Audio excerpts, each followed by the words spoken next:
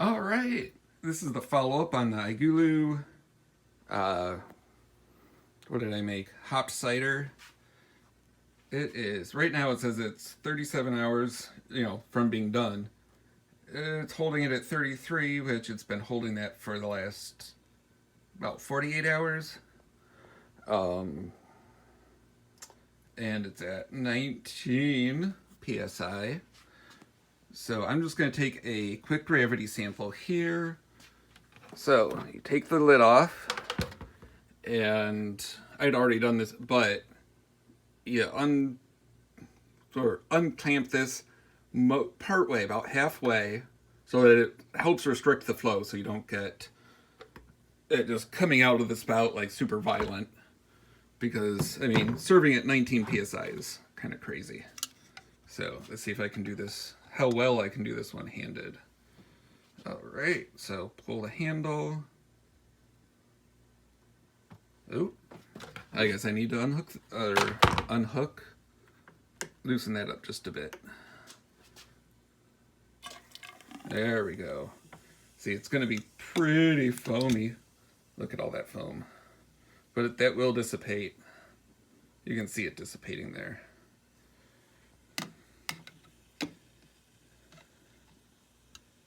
So let's see if I can kind of just let this go slow.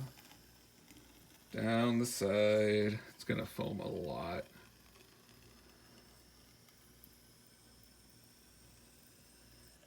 I just want to get a gravity sample off of this and see where it is at. Everyone make sure it's actually done fermenting, which you should do before it drops to the 37 or 33 Fahrenheit. You want to do that. This is my first time using it, so I missed that window at the end of the programmed fermentation. If I were following the recipe that they sent, I would not need to do that final gravity check before, it drops cold. But since I'm, going off my own thing here, and yes, the carbonation in the liquid will affect the gravity reading.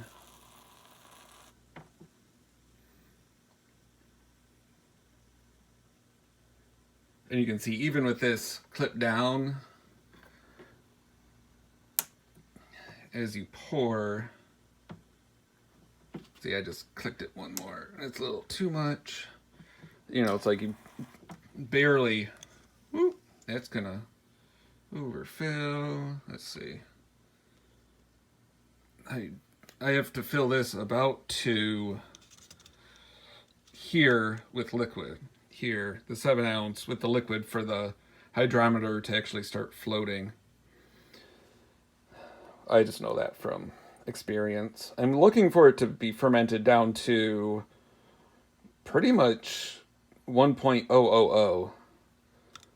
It could be a little less, just depending on the yeast. Okay, we're at 6 ounces, so I just need about another ounce, and then I have to let it sit for the foam to dissipate. And see how violently it comes out. Normally you're going to want to serve it now this thing I'm guessing about 5 psi. But that's where it's going to be cool having the soda stream canister on the back for the CO2, because then you can release all your pressure here. So to do that, you just pull this. You can hear it releasing pressure as it takes a little bit for it to show up there.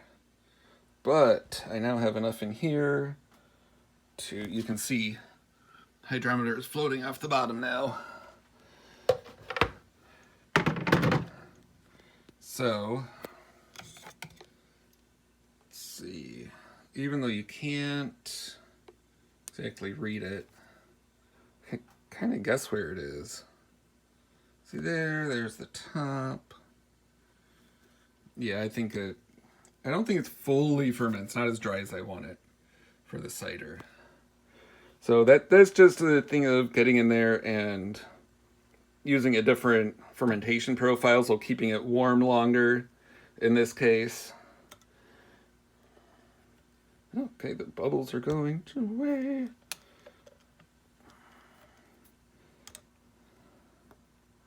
So actually, it might be not too bad. Carbonation's going to change it up a bit. Let's see.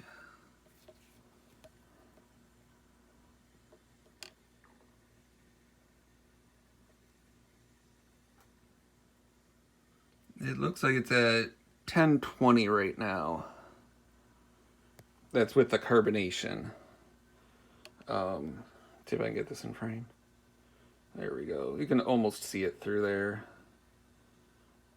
You can see the 1010 up above. Next one down is 1020. 1030 is right there. 1020 is in the middle. And even with the carbonation, I'm going to say it's a little bit on the sweet side, which is okay depending on, what your taste is.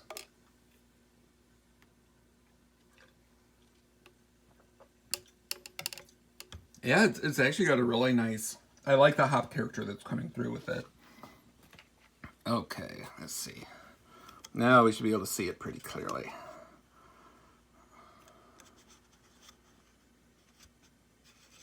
Trying to turn it until the hydrometer comes to the side that I can read. Let's see, 1010.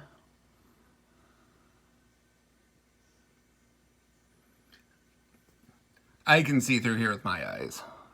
Hard to see on the camera, but yeah, it's sitting at 1020. It's carbonated. So the carbonation bubbles kind of land on the outside of the hydrometer, which lifts it up a little. So I'm going to guess it's really at about 1010 if I were to decarbonate it and take a measurement. Flavor is pretty good. It's got a nice little bitter bite to it from the bittering edition. That little packet of bittering hops. It's pretty good. All right. So this is just kind of an update on my first attempt with the iGulu. And you can see now it's at 10 psi because I released that off. This says is 37 hours left before the machine's program says it's ready for serving. And that's, to help drop out yeast and haziness. At that temperature, it is definitely not fermenting. Right now it would be what I would call conditioning or cold crashing. So far I'm pretty impressed with this gizmo. One thing I do like is so the threads on here, on the handle, look to me to be pretty standard threads. And you could probably switch your handle out if you wanted to. Just to have something different if you have, different handles you want to use. All right. We'll update again in a few days.